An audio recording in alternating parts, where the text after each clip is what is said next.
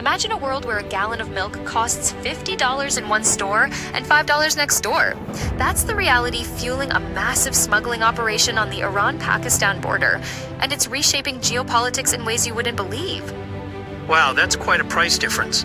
What exactly is going on there? Well, we're talking about fuel smuggling in the Balochistan region, which straddles the border between Iran and Pakistan. It's a fascinating case of how economic policies can have unintended consequences. You see, Iran heavily subsidizes its fuel, making it incredibly cheap compared to Pakistan. We're talking about Iranian fuel costing as little as 10 cents per liter, while in Pakistan it might be over $1. That's an enormous price gap. So I'm guessing people are taking advantage of this?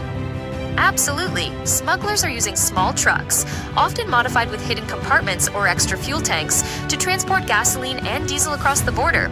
It's estimated that thousands of liters of fuel are smuggled daily. The geography of Balochistan, with its vast, rugged terrain, makes it perfect for these covert operations. I can see why it's attractive, but what's the impact of all this smuggling? Well, that's where it gets really interesting. For Iran, it's a significant economic loss. They're essentially subsidizing fuel for Pakistani consumers, which puts a strain on their economy. Some estimates suggest Iran loses billions annually due to fuel smuggling across all its borders. And what about Pakistan? I mean, they're getting cheaper fuel, right? That can't be all bad. You're right, it's a double-edged sword for Pakistan.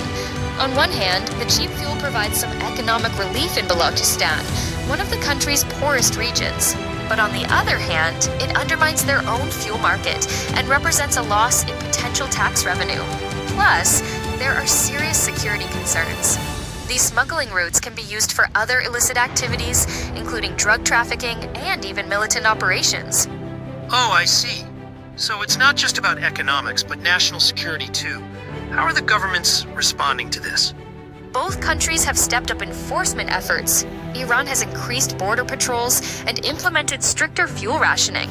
They've even started using drones for surveillance. Pakistan has been conducting raids and seizing smuggled fuel. But here's the catch: cracking down too hard could create its own problems. What do you mean by that?